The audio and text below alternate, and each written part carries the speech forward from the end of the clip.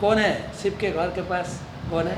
धन कुबेर है, लेकिन उनके कुछ है नहीं, घर नहीं है। एक पेड़ के नीचे ले गए, बोले देवी जी यहाँ बैठो, हम भागवत कथा कहेंगे, तुमको सुनना है, बहुत ध्यान पूर्वक सुनना है। हम भगवान के चरण चिंता करके भागवत कथा बताऊंगा, लेकिन तुमको ध्यान पूर्वक सुनना है, तो ध्यान लगा के। हम तो पूरा ध्यान करके बताऊंगा, लेकिन तुमने सुनते हो कि नहीं कैसे मालूम पड़ेगा? हम तो आँख बंद करके ध्यान करके बताऊंगा भागवत कथा, तुमने यार सुनते हो कि नहीं कैसे मालूम पड़ेगा? मेरे को क्या करना है? मुँह देना है। कभी कभी ऐसे होता है ना, जैसे दादी लोग नाती को सुलाते हैं रात में, हम स्टोरी बताऊंगा, तुमने क्या देना है? मुँह देना है। मुँह बंद मतलब सो गया, इसलिए मुँह देना है। क्या देना है? अरे आप लोग भी तो दीजिए ना, मेरे को नींद आ जाएगा। क्या देना है? मुँह। तो शिव जी का कथा चालू। शिव जी है शंकरसन की शंकरसन भगवान की भक्त है, राम की भक्त है, थोड़ा ध्यान लगाकर भागवत कथा कहने लगे। और जहाँ पर भागवत कथा चालू है वहाँ निद्रा देवी का विचरण है, निद्रा देवी आ जाएंगे। जैसे कथाकार, जो पाठक कथाकार कहेंगे ना, चक्षुरो उन्मीलितम जेन तस्मै श्री गुरु। आप आँख खोल के कान खोल के भागवत कथा सुनिए। चक्षुरो उन्मीलितम, आँख खोल के भागवत कथा सुनिए। जैसे कथाकार ऐसे श्लोक बताएंगे ना, चक्षुरो उन्मीलितम जेन, जो श्रोतालय है उनको निमीलितम जेन, ये चालू होगा। पता है देखिए, जहाँ पर भी कथा हो रहा है, इस्कॉन का कथा छोड़िए, क्योंकि इस्कॉन का कथाकार थोड़ा थोड़ा मसला डालते हैं, इसलिए नींद नहीं आता है। बाहर के देखिए, बाहर के लोग कौन कथा सुनते हैं? कोई दादा दादी ऐसे लोग आते हैं, ऐसे बोल, ऐसे है कि नहीं? ऐसे कथा सुन। पार्वती के भी नींद आ गई, पूरा नींद में आ गए, गंभीर निंद्रा में आ गए, डीप स्लीपिंग आ गए। तो जहाँ पर जब भगवान कृष्ण तो धरती छड़ के गए, वो तोता था ना, जहाँ पर भागवत कथा है वहाँ जाके सुनते थे। तो यहाँ आ गई, कथा चालू है पार्वती और शिव के बीच में, तोता आ गई उधर, तोता सुनने लगी। लेकिन सुनते सुनते उन्होंने देखा पार्वती का हूँ बंद हो गए। हूँ बंद मतलब कथा बंद हो जाएगा, इसलिए वो तोता हूँ चालू किए। कथा तो चालू है। फिर एक समय आँख खोल के शिव ने देखे, देवी तो यहाँ है नहीं कथा में, देवी कहाँ है? स्नोरिंग करने लगे। लेकिन अब तक कौन हो दिया था? कौन है इधर? तो कोई नहीं है। कहाँ है? कौन है इधर? किसने हो दिया था? कौन? देखे एक पेड़ में वो छोटा तोता, हाँ तुमने हो दिया था। अरे बेवकूफ, तुमको मार डालूंगा। त्रिशूल लेकर उठाने लगे, मारने लगे। और वो तोता छोटा पक्षिया से उड़ते उड़ते चालू है, वहाँ से चालू है, चलते चलते धरती पर आए। और शिव जी उनके पीछे, जैसे पुलिस गाड़ी ना, पुलिस के तरफ चलने लगे, मार डालूंगा। ये है शिव का काम है। काम था पत्नी को भागवत सुनाना, पत्नी को छोड़ के वो पक्षी के पीछे भागने लगे। चलते चलते यहाँ तक आए बद्रीनाथ धाम में। वहाँ क्या था? व्यासदेव, व्यासदेव भागवतम कथाकार है, कथा किए। और उनका पत्नी, कोई लोग बोलते हैं पत्नी का नाम क्या है, कोई बोलते हैं विथिका। तो विथिका देवी कथा सुन रही थी। देखिए किसने भागवतम बनाए? व्यासदेव ने। अगर उन्होंने कथा चालू किए, कथा करेंगे तो कितना अच्छा कथा होगा। अपना प्रोडक्शन अगर आप बताएंगे तो है ना, कभी कभी हम देखते हैं ना ये प्रोडक्शन कितना सुंदर है, देखो अपना प्रोडक्शन इतना सुंदर कथा है। अगर कथा सुंदर है तो कभी कभी हम बोलते हैं ना, क्या तुम कितना कथा सुन रहे थे, हाँ करके हाँ, इतना सुंदर कथा। और वैथिका जी ऐसे कथा सुन रही थी और वो पक्षी आके पूरा मुंह में गिर गया, एकदम भीतर एकदम। तो पक्षी तो गए, पीछे कौन थे, शिव जी। वहाँ आके घर के दरवाजा में ब्रेक लगाई हो, लेकिन पूरा हंस, मैं श्राप देता हूँ तुमको, इस माँ के गर्भ में 16 साल रहना पड़ेगा, श्राप हो गया। फिर व्यासदेव उठ पड़ी, अरे महादेव मेरे घर के द्वार में आ गए। फिर शिव जी के शांत करने लगे, महादेव कैलाशपति आप मेरे द्वार में आ गई, कितना मैं भाग्यशाली हो, शांत हो जाए, शांत। क्या है आपका, ये पक्षी है, ये पक्षिया। कुछ बोल नहीं भी पाते हैं, इतना दूर तक रान करके आए ना, बोल नहीं पाते। तो व्यासदेव के मन में आ गए, व्यासदेव समझदार है ना, क्या हुआ घटना, सब चक्कर में आ गए। व्यासदेव ने कहा, भोलानाथ पार्वती पति मेरा प्रणाम स्वीकार कीजिए। ये पक्षिया बहुत भाग्यशाली है, क्योंकि आपका मुखारविंद से भागवत कथा सुने हैं।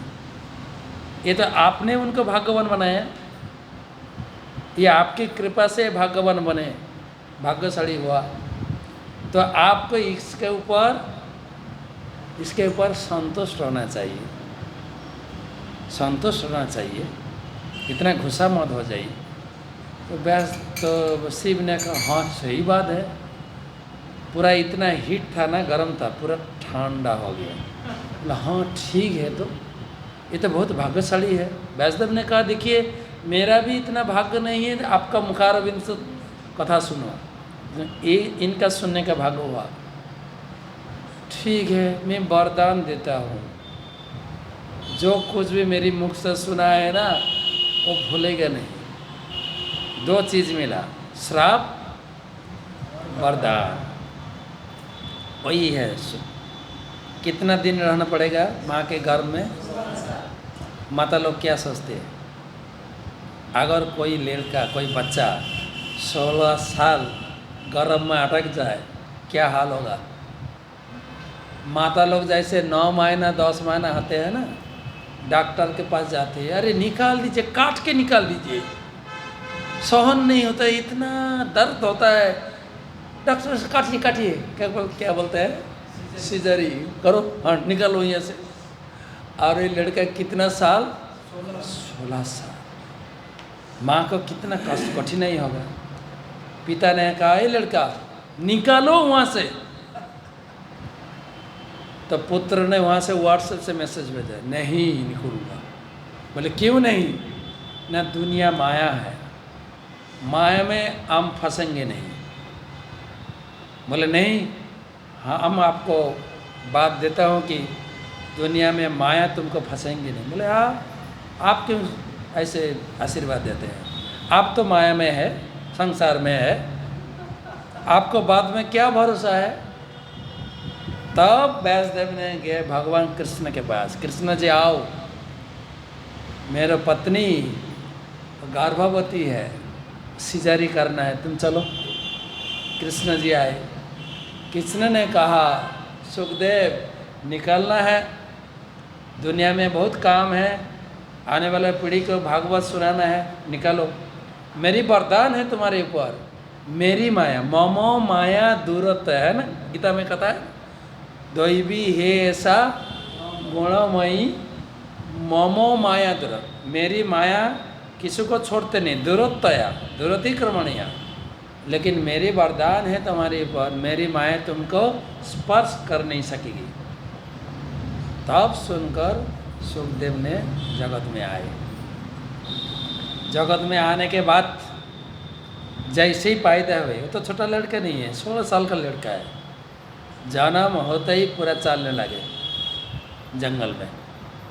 और पिताजी पीछे पीछे छूटते हैं, पुत्र हा पुत्र पुत्र पुत्र पुत्र बोल के पीछे पीछे दौड़ते हैं, लेकिन पुत्र एक बार भी पीछे मुड़ के देखे नहीं, कभी बोले भी नहीं माय डियर डैड, ऐसे बोले। हमारा तो यूथ फोरम लोग, कोई युवा लोग मंदिर में ज्वाइन करते हैं, ज्वाइन करने के बाद भी घर में थोड़ा कनेक्शन भी करते हैं। घर में कोई फ़ोन है, चाहे पिताजी बीमारी है, यहाँ रहते भी रोने लगते बोले क्या हुआ तुम्हारा? ना पिताजी बीमारी है। तुम्हारा क्या हुआ? तुम तो घर वाली छोड़ के आ गए इधर। ये है ब्रह्मचारी सुखदेव गोस्वामी, पीछे लौट के देखे भी नहीं गए।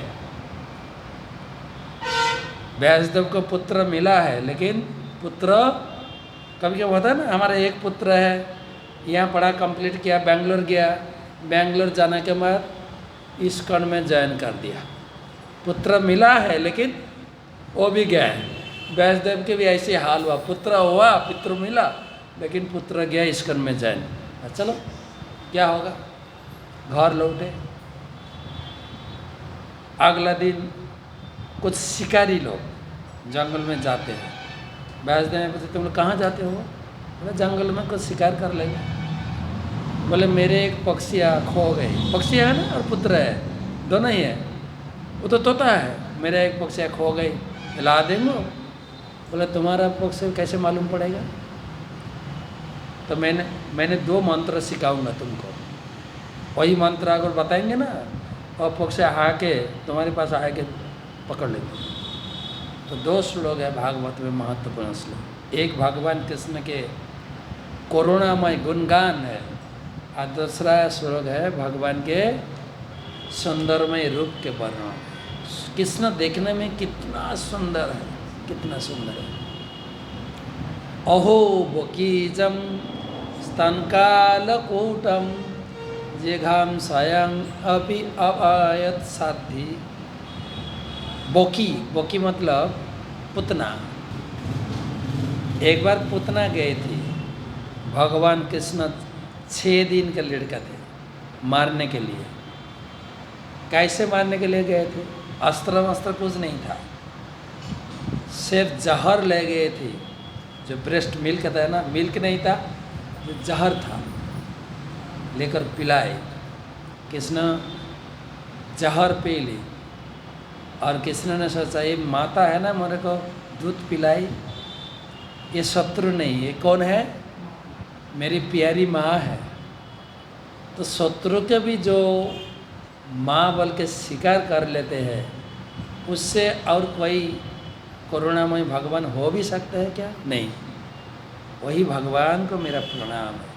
इतना सुनते ही सुखदेव गोस्वामी जंगल तोड़ के आ गए। अरे बताओ बताओ बताओ और बताओ और बताओ। बोले मेरे पास और है नहीं, क्या बताओ? 2 श्लोक सिखाता और है नहीं।